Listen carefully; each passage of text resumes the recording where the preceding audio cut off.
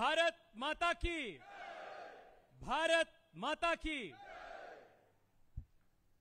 ಬೆಂಗಳೂರು ಕೇಂದ್ರ ಜಿಲ್ಲೆಯ ಯುವ ಮೋರ್ಚಾದ ಯುವ ಚೈತನ್ಯ ಕಾರ್ಯಕ್ರಮದ ಅಧ್ಯಕ್ಷತೆಯನ್ನು ವಹಿಸಿರುವಂತಹ ಇಲ್ಲಿನ ಯುವ ಮೋರ್ಚಾ ಅಧ್ಯಕ್ಷರು ಆತ್ಮೀಯ ಸಹೋದರರು ಆಗಿರುವಂತಹ ಅಭಿಲಾಷ್ ರೆಡ್ಡಿ ಅವರೇ, ಈ ಕಾರ್ಯಕ್ರಮದ ಮುಖ್ಯ ಅತಿಥಿಗಳಾಗಿ ಬಂದು ಇಷ್ಟೊತ್ತು ನಮ್ಮೆಲ್ಲರನ್ನು ಮಾತನಾಡಿಸಿದಂಥ ರಾಜ್ಯದ ಉಪಾಧ್ಯಕ್ಷರಾಗಿರುವಂತಹ ವಿಜಯೇಂದ್ರಣ್ಣನವರೇ, ವೇದಿಕೆ ಮೇಲೆ ಉಪಸ್ಥಿತರಿರುವಂಥ ಸುರೇಶ್ ಕುಮಾರ್ಜಿರವರೇ, ಡಾಕ್ಟರ್ ಸಂದೀಪ್ ಅವರೇ, ಜಿಲ್ಲಾ ಅಧ್ಯಕ್ಷರಾಗಿರುವಂಥ ಆತ್ಮೀಯರಾಗಿರುವಂಥ ಮಂಜಣ್ಣನವರೇ, ವೇದಿಕೆ ಮೇಲೆ ಉಪಸ್ಥಿತರಿರುವಂಥ ರಾಜ್ಯ ಕಾರ್ಯದರ್ಶಿಗಳಾಗಿರುವಂಥ ವಿನಯ್ ಬಿದ್ರೆ ಅವರೇ, ಮಹೇಂದ್ರ ಮೋದಿ ಅಣ್ಣನವರೇ, ಮಾಲ್ತೇಶ್ ರವರೇ, ಶಿವಕುಮಾರ್ ಅಣ್ಣನವರೇ, ಆತ್ಮೀಯರು, ನಾನು ರಾಜ್ಯದಲ್ಲಿ ಯುವ ಮೋರ್ಚಾದ ಕಾರ್ಯದರ್ಶಿಯಾಗಿ ಕೆಲಸ ಮಾಡ್ತಾ ಇದ್ದಾಗ ಅವರ ನೇತೃತ್ವದಲ್ಲಿ ಯುವ ಮೋರ್ಚಾದ ಬೆಂಗಳೂರಿನ ಅಧ್ಯಕ್ಷರಾಗಿ ಒಟ್ಟಿಗೆ ಯುವ ಮೋರ್ಚಾದ ಕೆಲಸ ಮಾಡಿರುವಂಥ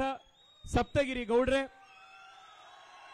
ಜಗದೀಶ್ ರವರೇ, ಅಜಿತ್ ಹೆಗಡೆ ಅವರೇ, ಹಾಗೂ ಬೆಂಗಳೂರು ದಕ್ಷಿಣ, ಬೆಂಗಳೂರು ಕೇಂದ್ರದ ಎಲ್ಲ ಆತ್ಮೀಯ ಕಾರ್ಯಕರ್ತ ಬಂಧುಗಳೇ, ಇವತ್ತು ಈಗಾಗಲೇ ಸಾಕಷ್ಟು ಜನ ಹಿರಿಯರು ಮಾತನಾಡಿದ್ದಾರೆ. ನಿಮ್ಮೆಲ್ಲರಿಗೂ ಇಷ್ಟೇ ವಿಷಯವನ್ನ ತಿಳಿಸುವಂಥದ್ದು, ಇನ್ನೊಂದು 50-60 ದಿವಸದಲ್ಲಿ ಕರ್ನಾಟಕದ ವಿಧಾನಸಭೆ ಚುನಾವಣೆ ಬರ್ತಾ ಇದೆ.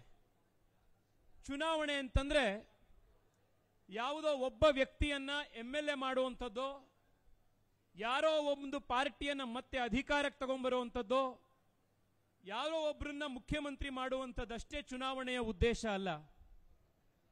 ಚುನಾವಣೆ ಬರುವಂಥ 5 ವರ್ಷಗಳ ಕಾಲ ನಮ್ಮ ಇಡೀ ರಾಜ್ಯದ ಭವಿಷ್ಯವನ್ನ, ಇಡೀ ಕರ್ನಾಟಕದ ಯುವಕರ ಭವಿಷ್ಯವನ್ನ ನಿರ್ಧಾರ ಮಾಡುವಂಥ ಒಂದು ಸಂದರ್ಭ.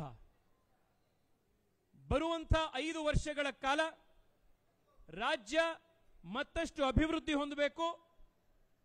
ನನ್ನಂಥ ನಿಮ್ಮಂಥ ಕೋಟ್ಯಾಂತರ ಜನ ಯುವಕರಿಗೆ ಮತ್ತಷ್ಟು ಜೀವನದಲ್ಲಿ ಮುಂದೆ ಬರಲಿಕ್ಕೆ ಅವಕಾಶಗಳು ಸಿಗಬೇಕು ಅಂತಂದ್ರೆ ರಾಜ್ಯದಲ್ಲಿ ಮತ್ತೊಮ್ಮೆ ಭಾರತೀಯ ಜನತಾ ಪಾರ್ಟಿಯ ಸರ್ಕಾರವನ್ನ ಜಾರಿಗೆ ತರಬೇಕಾಗಿರೋದು ನಮ್ಮೆಲ್ಲರ ಕರ್ತವ್ಯ ಇದೆ. ವಿಜೇಂದ್ರಣ್ಣ ಮಾತನಾಡ್ತಾ ಬಹಳ ಡೀಟೇಲ್ ಅಲ್ಲಿ ಏನೇನು ಕೆಲಸಗಳಾಗಿದೆ ಕರ್ನಾಟಕದಲ್ಲಿ ಅಂತ ತಿಳಿಸಿದ್ರು. ನಾನು ನೀವೆಲ್ಲರೂ ಕೂಡ ಬೆಂಗಳೂರಿನ ಹುಡುಗರು ಸ್ನೇಹಿತರೆ. ಕೇವಲ ಬೆಂಗಳೂರಿನಲ್ಲಿ ರಾಜ್ಯ ಕೇಂದ್ರ ಸರ್ಕಾರಗಳು ಸೇರ್ಕೊಂಡು ಹಿಂದೆಂದೂ ಆಗದ ಮಟ್ಟದ ಅಭಿವೃದ್ಧಿಯನ್ನ, ಪ್ರೋಗ್ರೆಸ್ ಅನ್ನ ಬೆಂಗಳೂರಿಗೆ ಕಳೆದ 5 ವರ್ಷಗಳಲ್ಲಿ ನಮ್ಮ ಸರ್ಕಾರ ಮಾಡಿದೆ. ಎಕ್ಸಾಂಪಲ್ಗೆ ಬೆಂಗಳೂರಿನ ಟ್ರಾಫಿಕ್ ಜಾಮ್ ಅನ್ನು ಕಡಿಮೆ ಮಾಡಬೇಕು ಅನ್ನೋದಕ್ಕೆ ಬೆಂಗಳೂರಿನ ಸುತ್ತಮುತ್ತ ಹಾದು ಹೋಗುವಂತ ಸ್ಯಾಟಲೈಟ್ ಟೌನ್ ರಿಂಗ್ ರೋಡ್ 15-16 ವರ್ಷದಿಂದ ಪೆಂಡಿಂಗ್ ಇತ್ತು. ಆ ಕಾಮಗಾರಿಯನ್ನು ಅಪ್ರೂವ್ ಮಾಡಿ ಕೆಲಸ ಶುರು ಮಾಡಿಸಿರೋದು ನಮ್ಮ ನರೇಂದ್ರ ಮೋದಿ, ಯಡಿಯೂರಪ್ಪ, ಬೊಮ್ಮಾಯಿ ಸರ್ಕಾರ. ಈ STRR ಬರೋದ್ರಿಂದ ಬೆಂಗಳೂರಿನ ದೊಡ್ಡ ಮಟ್ಟದ ಟ್ರಾಫಿಕ್ ಸಮಸ್ಯೆ ಕಡಿಮೆ ಆಗತ್ತೆ. ಬೆಂಗಳೂರಿನಲ್ಲಿ ಯಾವುದೇ ಹೆವಿ ವೆಹಿಕಲ್ಗಳು ಬೆಂಗಳೂರಿನ ಒಳಗಡೆ ಬರ್ದಲೆ ಬೆಂಗಳೂರಿನ ಹೊರಗಡೆಯಿಂದನೇ ಬೇರೆ ಬೇರೆ ಊರುಗಳಿಗೆ ಹೋಗುವಂಥದ್ದು ಸಾಧ್ಯ ಆಗತ್ತೆ. ನಾವೆಲ್ಲರೂ ಕೂಡ ಮೆಟ್ರೋಲ್ ಓಡಾಡುವಂಥವ್ರು.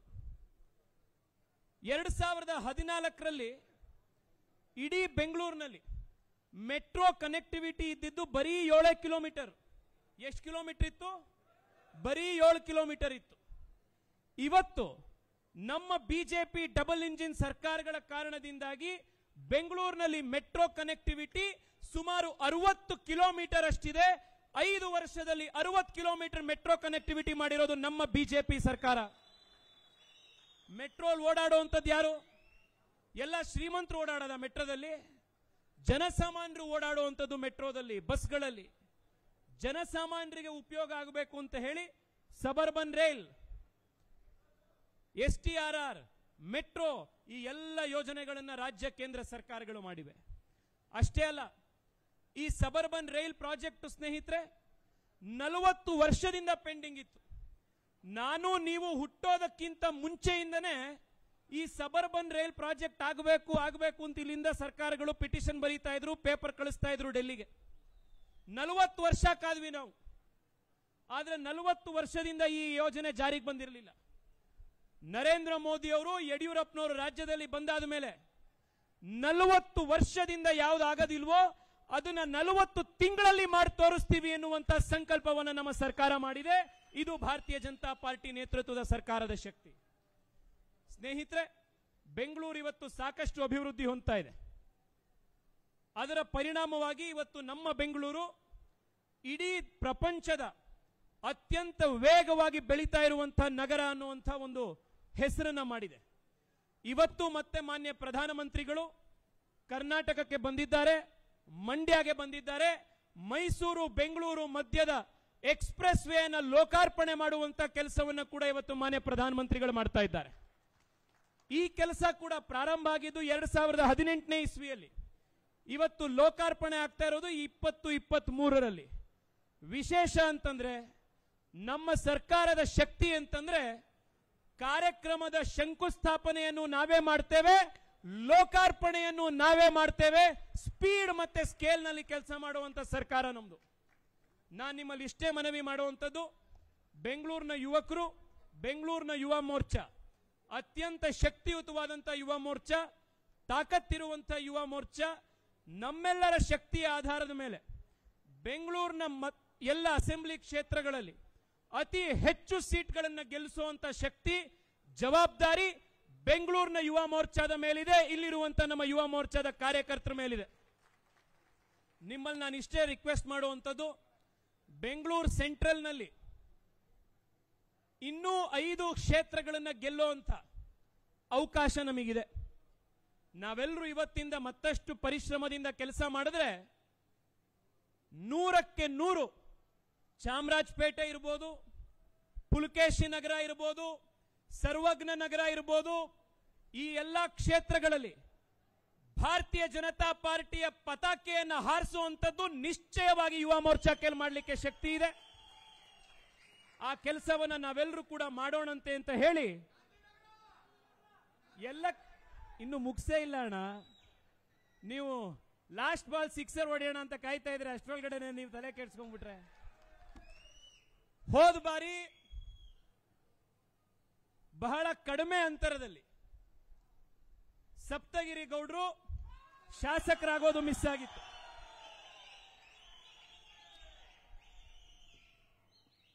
ಈ ಬಾರಿ ನಿಮ್ಮೆಲ್ಲರ ಉತ್ಸಾಹ, ಅವ್ರ ಹಿಂದೆ ನೀವು ನಿಂತಿರುವಂತ ರೀತಿ ನೋಡಿದ್ರೆ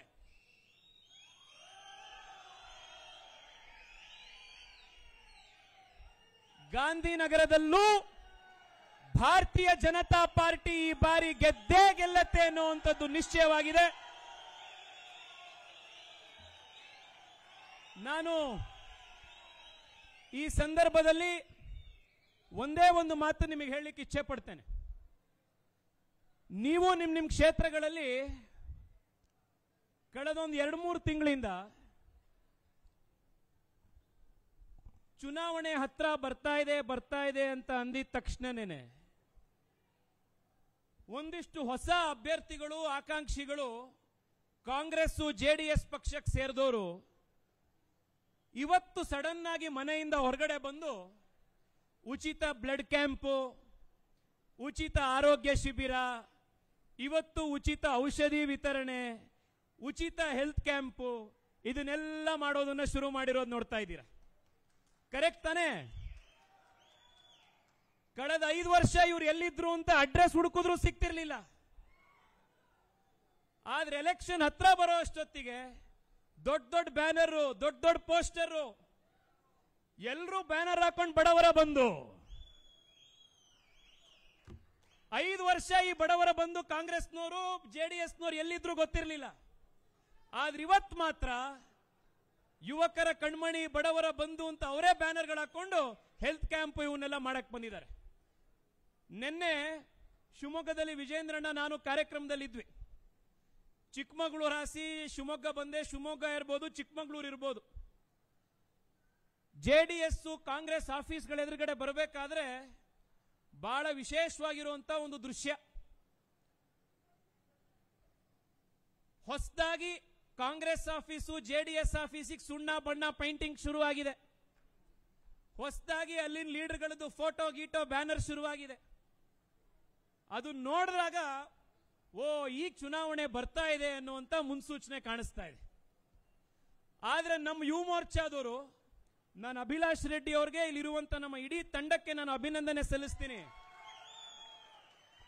ನಮ್ದು ಚುನಾವಣೆ ಘೋಷಣೆ ಆಗತ್ತೆ ಅನ್ನೋ ಟೈಮ್ನಲ್ಲಿ ನಾಯಿ ಕೊಡೆ ರೀತಿ ಉಟ್ಕೊಳ್ಳೋ ಅಂತ ಪಾರ್ಟಿ ಭಾರತೀಯ ಜನತಾ ಪಾರ್ಟಿ ಅಲ್ಲ. ವರ್ಷದ 365 ದಿವಸವೂ ಜನರ ಮಧ್ಯ ಕೆಲಸ ಮಾಡುವಂತ 24/7 ಸೇವೆ ಮಾಡುವಂತ ಪಾರ್ಟಿ ಭಾರತೀಯ ಜನತಾ ಪಾರ್ಟಿ. ಕೋವಿಡ್ ನ ಟೈಮ್ನಲ್ಲಿ, ಇವತ್ತು ಎಲೆಕ್ಷನ್ ಅನೌನ್ಸ್ಮೆಂಟ್ ಆಗತ್ತೆ ಅನ್ನೋ ಟೈಮ್ನಲ್ಲಿ ರಾತ್ರೋರಾತ್ರಿ ಬಂದು ನಿಂತ್ಕೊಂಡಿರುವಂತ ಈ ಬಡವರ ಬಂಧುಗಳು, ಕಾಂಗ್ರೆಸ್ ಮತ್ತೆ ಜೆಡಿಎಸ್ ಪಾರ್ಟಿಯ ಈ ಬಡವರ ಬಂಧುಗಳು, ಉಚಿತ ಶಿಬಿರ, ಉಚಿತ ಬ್ಲಡ್ ಕ್ಯಾಂಪ್, ಹೆಲ್ತ್ ಕ್ಯಾಂಪ್ ಇವತ್ತು ಮಾಡ್ತಾ ಇರುವಂತವ್ರು, ಕೋವಿಡ್ ಟೈಮ್ ನಲ್ಲಿ ಎಲ್ಲಿ ಹೋಗಿದ್ರು ಇವರು? ಕೋವಿಡ್ ಟೈಮ್ ನಲ್ಲಿ ಇವರೆಲ್ಲರೂ ಲಾಕ್ಡೌನ್ ಆಗೋಗ್ಬಿಟ್ಟಿದ್ರು. ಆದ್ರೆ ಇವತ್ತು ಜನ ನೆನಪಿಟ್ಕೊಂಡಿದ್ದಾರೆ, ಎಲ್ಲ ಪಾರ್ಟಿಗಳು ಕ್ವಾರಂಟೈನಿಗೆ ಹೋದಾಗ, ಎಲ್ಲ ಪಾರ್ಟಿಗಳು ಲಾಕ್ಡೌನ್ ಆಗಿದ್ದಾಗ ರೇಷನ್ ಕಿಟ್ ಇಂದ ವ್ಯಾಕ್ಸಿನ್ ವರ್ಗ ಯಾರಾದ್ರೂ ಮಾಡಿಸಿದ್ರೆ ಅದು ಯುವ ಮೋರ್ಚಾ ಮಾಡಿಸಿರುವಂತದ್ದು, ಭಾರತೀಯ ಜನತಾ ಪಾರ್ಟಿ ಮಾಡಿಸಿರುವಂತದ್ದು. ಸ್ನೇಹಿತರೆ, ಇಷ್ಟನ್ನೇ ಹೇಳಿ ನಾನು ವಿಜೇಂದ್ರನ ಇವತ್ತು ಮಾಲೂರಿಗೆ ಹೋಗಬೇಕಾಗಿದೆ. ಹೆಚ್ಚು ಸಮಯ ನಿಮ್ದನ್ನು ತಗೊಳ್ಳೋದಿಲ್ಲ. ಇಷ್ಟನ್ನೇ ಹೇಳಿ ನಿಮಗೆ ನನ್ನ ಮಾತನ್ನ ಮುಗಿಸ್ತೇನೆ. ಈ ಮಳೆ ಬರೋದಕ್ಕಿಂತ ಮುಂಚೆ ಸಾಕಷ್ಟು ಮುನ್ಸೂಚನೆಗಳಿರ್ತವೆ. ಮಳೆ ಬರೋದಕ್ಕಿಂತ ಮುಂಚೆ ಗುಡುಗು, ಮಿಂಚು, ಸಿಡ್ಲುಗಳು ಹೊಡೆಯುತ್ತೆ, ಕಪ್ಪು ಮೋಡಗಳೆಲ್ಲ ಬೀಳುತ್ತೆ. ಕರೆಕ್ಟ್ ತಾನೆ? ಅದು ನೋಡಿದ ತಕ್ಷಣ ನಮಗೆ ಮಳೆ ಬರುತ್ತೆ ಅಂತ ಗೊತ್ತಾಗತ್ತೆ. ಅದೇ ರೀತಿ ಚುನಾವಣೆಯಲ್ಲಿ ಕಾಂಗ್ರೆಸ್ ಸೋಲತ್ತೆ ಅಂತ ಕೂಡ ಕೆಲವು ಮುನ್ಸೂಚನೆಗಳು ಕಾಣಿಸ್ತಾ ಹೋಗುತ್ತೆ. ಅದರಲ್ಲಿ ಒಂದು ಮುನ್ಸೂಚನೆ ಯಾವುದು ಅಂದ್ರೆ, ಕಾಂಗ್ರೆಸ್ನವರೇ ಹೇಳಕ್ ಶುರು ಮಾಡ್ತಾರೆ, ಇವಿಎಂ ಮೆಷಿನ್ ಸರಿ ಇಲ್ಲ ಅಂತ.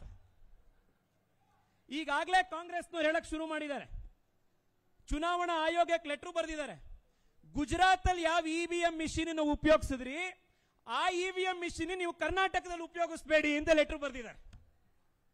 ಆದ್ರೆ ಕಾಂಗ್ರೆಸ್ನವರಿಗೆ ಏನ್ ಗೊತ್ತಿಲ್ಲ ಅಂದ್ರೆ, ಅವ್ರ ಎಲೆಕ್ಷನ್ ಸೋಲ್ತಾ ಇರೋವಂಥದ್ದು ಇವಿಎಂ ಮಿಷಿನ್ ನಲ್ಲಿರೋ ಪ್ರಾಬ್ಲಮ್ ಇಂದಾಗಲ್ಲ, ಕಾಂಗ್ರೆಸ್ ಪಾರ್ಟಿ ಲೀಡರ್ಶಿಪ್ ಅಲ್ಲಿರೋ ಪ್ರಾಬ್ಲಮ್ ಇಂದಾಗ ಅವ್ರ ಎಲೆಕ್ಷನ್ ಸೋಲ್ತಾ ಇರೋದು ಅಂತ. ಇಡೀ ದೇಶ ಇವತ್ತು ಕಾಂಗ್ರೆಸ್ ರಿಜೆಕ್ಟ್ ಮಾಡಿದೆ. ನಾಗಾಲ್ಯಾಂಡ್ ನಂತ 90% ಕ್ರಿಶ್ಚಿಯನ್ಸೇ ಇರುವಂತ ಈಶಾನ್ಯ ಭಾರತದ ರಾಜ್ಯದಲ್ಲೂ ಕೂಡ ಭಾರತೀಯ ಜನತಾ ಪಾರ್ಟಿಯನ್ನ ಜನ ಸರ್ಕಾರಕ್ಕೆ, ಆಡಳಿತಕ್ಕೆ ತರ್ತಾ ಇದ್ದಾರೆ. ರಾಜ್ಯದಲ್ಲಿ ಯಡಿಯೂರಪ್ಪನವರು, ಬೊಮ್ಮಾಯಿಯವರು ಮಾಡಿರುವಂತಹ ಕೆಲಸ, ನರೇಂದ್ರ ಮೋದಿ ಅವರು ದೇಶದಲ್ಲಿ ಮಾಡ್ತಾ ಇರುವಂತಹ ಅಭಿವೃದ್ಧಿ ಕೆಲಸ, ಇದೆಲ್ಲದಕ್ಕೂ ಕಿರೀಟ ಪ್ರಾಯದಂತೆ ಕೂತಿರುವಂತ ನನ್ನ ಆತ್ಮೀಯ ಯುವ ಮೋರ್ಚಾದ ಕಾರ್ಯಕರ್ತರು, ನೀವು ಪಡಿತಾ ಇರುವಂತಹ ಪರಿಶ್ರಮದ ಆಧಾರದ ಮೇಲೆ ನಾವು ಮತ್ತೆ ಚುನಾವಣೆಯನ್ನ ಗೆಲ್ತೇವೆ. ಬೆಂಗಳೂರು ಕೇಂದ್ರದಲ್ಲಿ ನಾವು 5 ಸೀಟ್ಗಳಲ್ಲಿ ಏನು ಅವಕಾಶ ಇದೆ ಅದನ್ನ ಗೆದ್ರೆ ರಾಜ್ಯದಲ್ಲಿ 150+ ಬರುವಂತದ್ದು ನಿಶ್ಚಳವಾಗಿ ಖಾತ್ರಿ ಆಗತ್ತೆ. ಅಂತ ಅವಕಾಶ ನಿಮ್ಮೆಲ್ಲರಿಗೂ ಇದೆ. ಅದನ್ನ ಬಳಸ್ಕೊಂಡು ನಾವೆಲ್ಲರೂ ಕೂಡ ಕೆಲಸ ಮಾಡೋಣಂತೆ ಅಂತ ಹೇಳಿ ನಿಮ್ಮೆಲ್ಲರಿಗೂ ಕೂಡ ಮತ್ತೆ ವಂದಿಸ್ತಾ ಇದ್ದೀನಿ. ಭಾರತ್ ಮಾತಾ ಕಿ, ಭಾರತ್ ಮಾತಾ ಕಿ, ವಂದೇ ವಂದೇ ವಂದೇ. ಯುವ ಮೋರ್ಚಾ ಜಿಂದಾಬಾದ್, ಯುವ ಮೋರ್ಚಾ, ಯುವ ಮೋರ್ಚಾ, ಯುವ ಮೋರ್ಚಾ, ಯುವ ಮೋರ್ಚಾ. ನಮಸ್ಕಾರ.